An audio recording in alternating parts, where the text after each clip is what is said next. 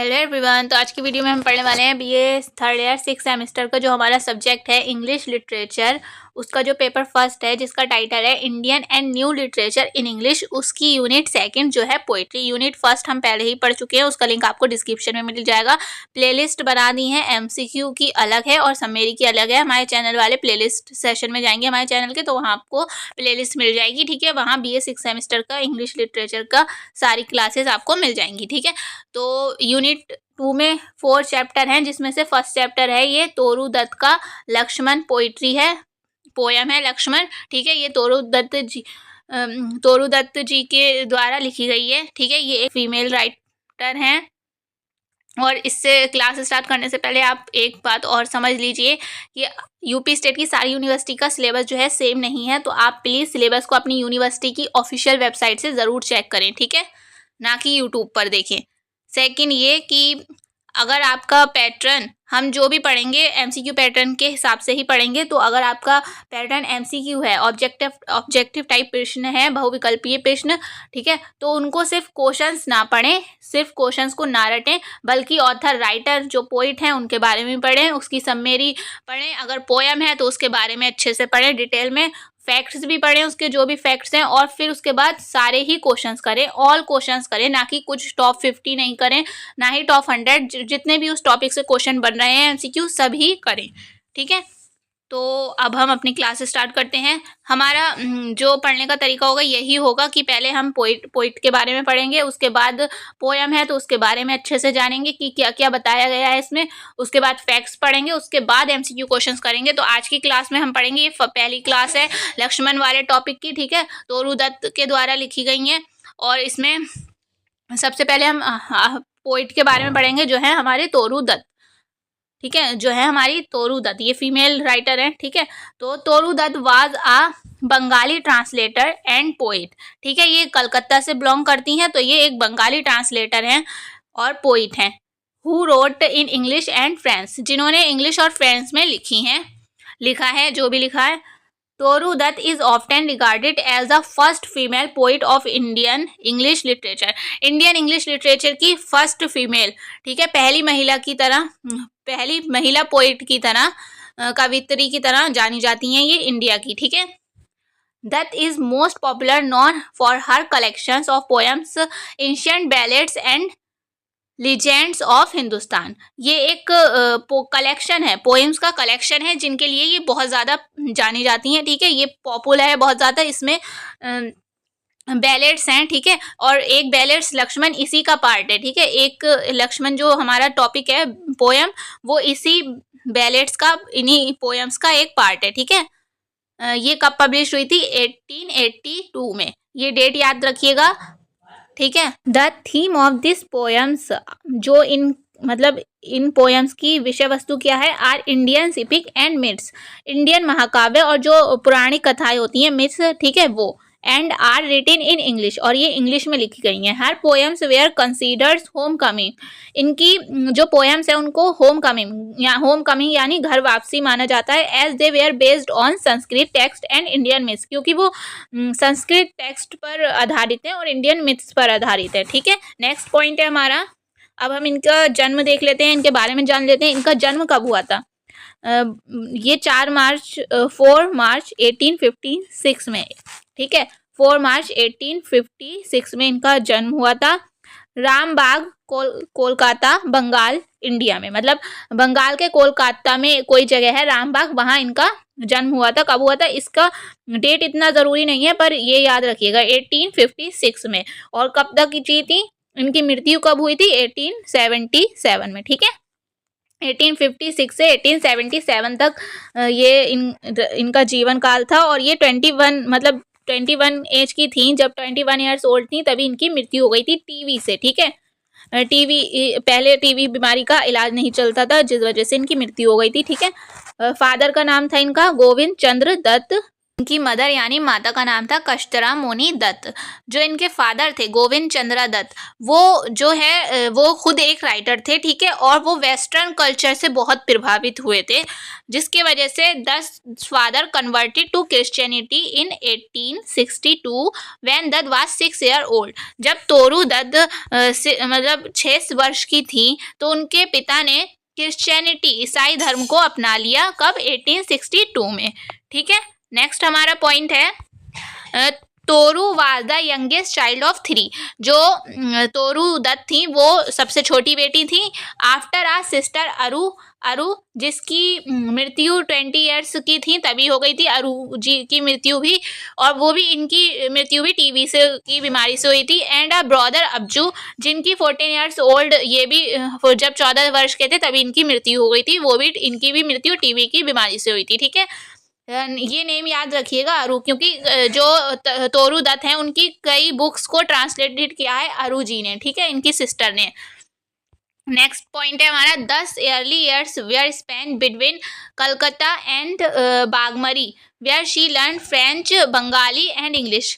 उनका काफ़ी समय कलकत्ता में और बागमरी में बीता है और इन्होंने यहाँ फ्रेंच और बंगाली और इंग्लिश लैंग्वेज सीखी हैं, ठीक है। She also learn stories of ancient India from her mother. जो हमारा पूरा एंशिएंट इंडिया की स्टोरीज इन्होंने अपनी माँ से सीखी, ठीक है। इन 1869 when दत्त was 13, जब ये 13 वर्ष की थी 1869 में दत्त फैमिली लेफ्ट इंडिया। इन्होंने इनके मतलब परिवार ने भारत छोड़ दिया था और ये फ्रांस चले गए थे। The family migrated to France June after the death of their brother Abju. जब इनके भाई की मृत्यु हो गई थी 1869 में, तब इन्होंने भारत छोड़ के ये फ्रांस चले गए थे, ठीक है। In France the two sister Toru and Aru received a western education comprised of language, history, art, music. यहाँ फ्रांस में जो है इन दोनों बहनों ने क्या क्या करा, वेस्टर्न एजुकेशन पर सीखा, ठीक है, लैंग्वेज सीखी, हिस्ट्री, आर्ट, म्यूजिक सीखा, ठीक है।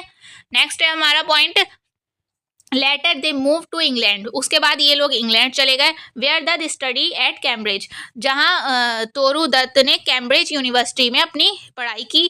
दे रिटर्न टू कलकत्ता इन 1873, ये वापस लौटे कलकत्ता कब? 1873 में। Where Toru Dutt died 4 years later of tuberculosis.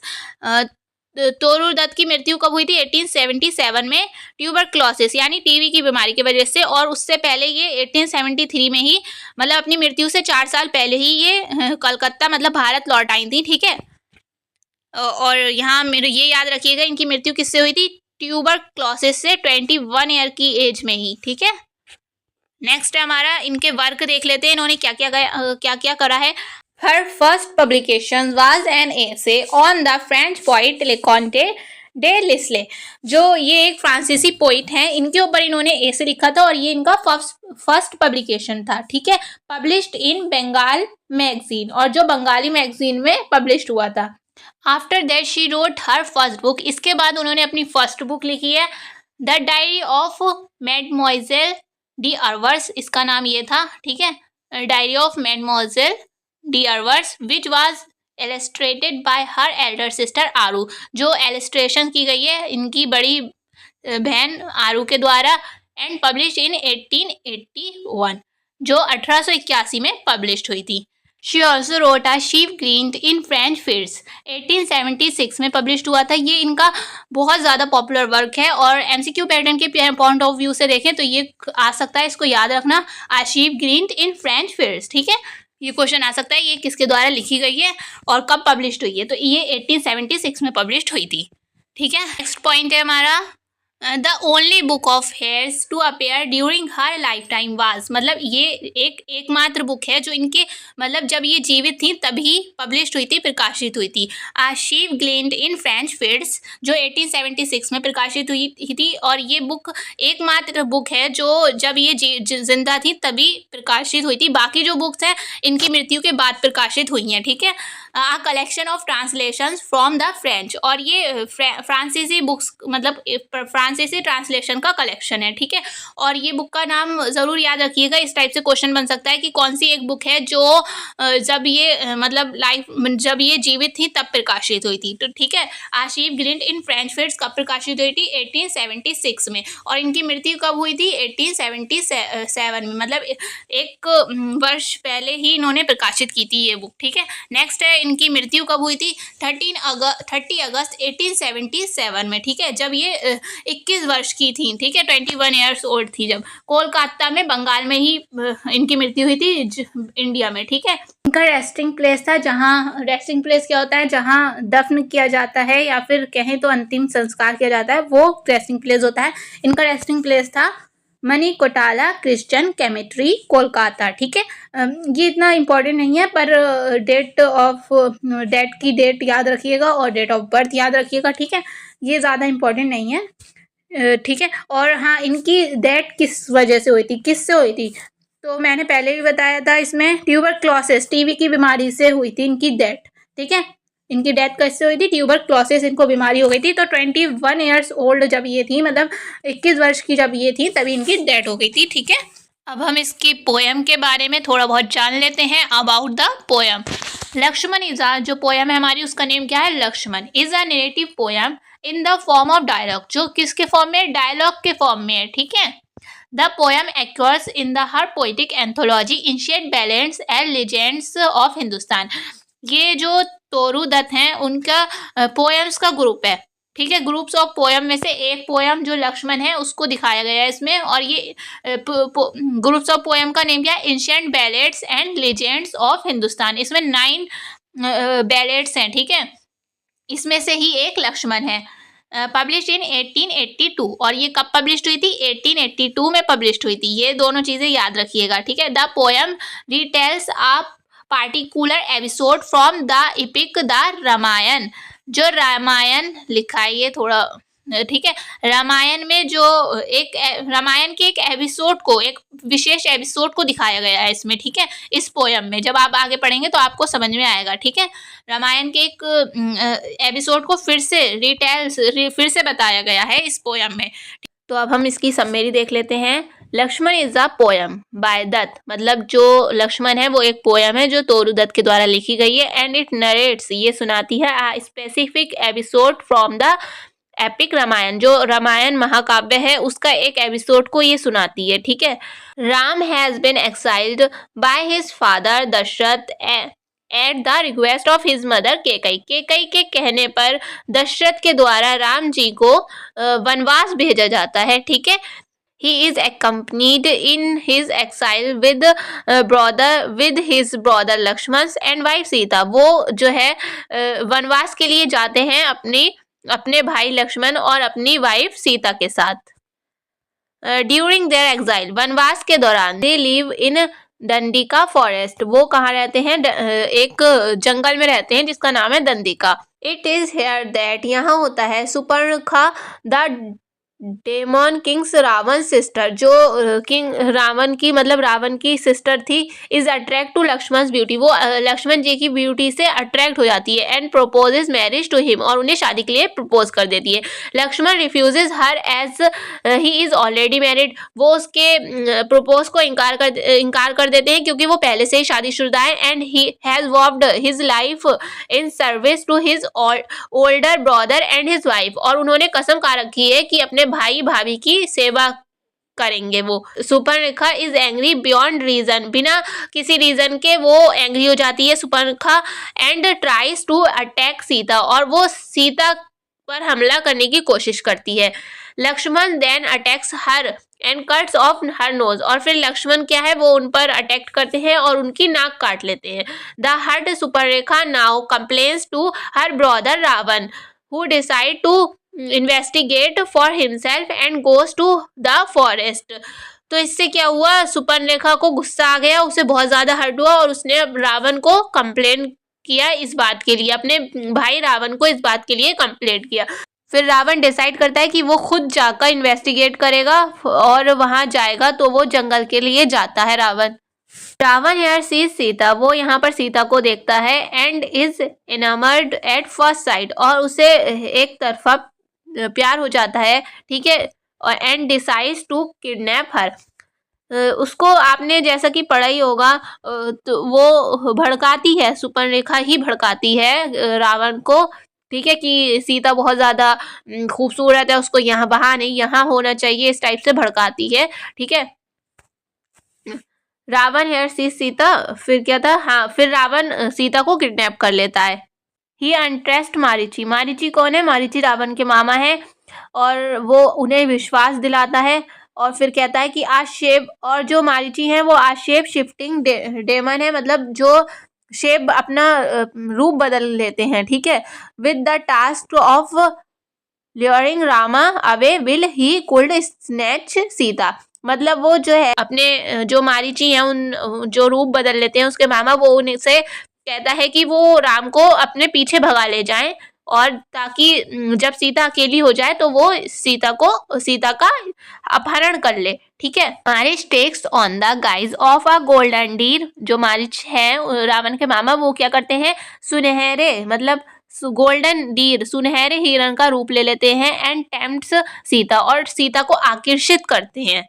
Sita is so enraptured by the musk that she request Ram to bring the deer, इतना वो उस डीर की आकर्षक मतलब उसकी खूबसूरती में इतना आकर्षित करता है वो हिरन उन्हें, कि वो खो जाती हैं, और वो कहती हैं राम से कि उसको हिरन को लेके आओ, रिक्वेस्ट करती हैं राम जी से कि उस हिरन को लेकर आओ। Even though Ram tries to tell her that the golden deer is not what it seems, यहाँ तक कि राम जी मतलब कोशिश करते हैं सीता को बताने की कि जो गोल्डन डीर, जो सुनहरा हिरन है, सुनहरा मिर्ग है, वो जैसा दिखता है वो वैसा नहीं है, ठीक है। He can not turn her town, वो सीता जी को इनकार नहीं कर पाते हैं, and June persists the deer deep into the jungle, और वो हिरन का पीछा करते हुए जंगल में चले जाते हैं। Maricha is finally killed by Ram, मतलब जो मार्ची है वो हिरन का रूप लेके जो आए थे मार्ची, उनको फाइनली राम के द्वारा मार दिया जाता है, राम जी के द्वारा। बट बिफोर डाइंग, वो मरने से पहले, ही cries and imitates Ram's voice, वो राम जी की वॉइस की नकल करता है मरने से पहले। वो जो हिरन है, जो मार्ची है, वो मतलब हिरन का रूप लेके आए थे, वो मरने से पहले राम जी की आवाज निकालते हैं। ही exclaims that he is dying and calls for his brother Lakshman for help, मतलब जो वो हिरन मार्ची था, जब वो मर रहा था तो वो राम जी की आवाज में चिल्लाता है जैसे कि राम जी किसी खतरे में हो। वो कहता है और ऐसे चिल्लाता है कि जैसे कि वो लक्ष्मण को बुला रहे हो, राम जी लक्ष्मण को बुला रहे हो मदद के लिए, इस टाइप की आवाज निकालता है वो हिरन, ठीक है। राम जी नहीं, हिरन वो आवाज निकालता है राम जी के जैसी, जैसे कि राम जी लक्ष्मण को बुला रहे हो अपनी हेल्प के लिए। The poem is set in this very moment of distress, मतलब इसमें हुआ क्या था, इसमें जो फिर वो आवाज़ जो है सीता जी को सुनाई दी थी, और सीता जी फिर लक्ष्मण से रिक्वेस्ट करती थी, दरख्वास्त करती थी कि जाओ अपने भाई को बचाओ, वो तुम्हें आवाज़ दे रहा है, वो प्रॉब्लम में है किसी, तो जाओ तुम अपने भाई को बचाओ। और आप सब जानते हैं जैसे कि ये सब जो भी था रावण की एक चाल थी इस तरीके से सीता को अकेला छोड़ने के लिए, पर लक्ष्मण क्या करते हैं, लक्ष्मण मना करते हैं कि मैं आपको छोड़ के नहीं जा सकता, क्योंकि राम जी का आदेश है कि आपकी रक्षा करना है। तो लक्ष्मण मना करते हैं, पर फिर भी सीता बहुत ज़्यादा मतलब रिक्वेस्ट करती है, वो लक्ष्मण से नाराज़ हो जाती है और बहुत ज़्यादा रिक्वेस्ट करती है, तो लक्ष्मण को जाना ही पड़ता है, मतलब वो फिर लक्ष्मण रेखा खींच कर जाते हैं, ठीक है, उनकी रक्षा के लिए।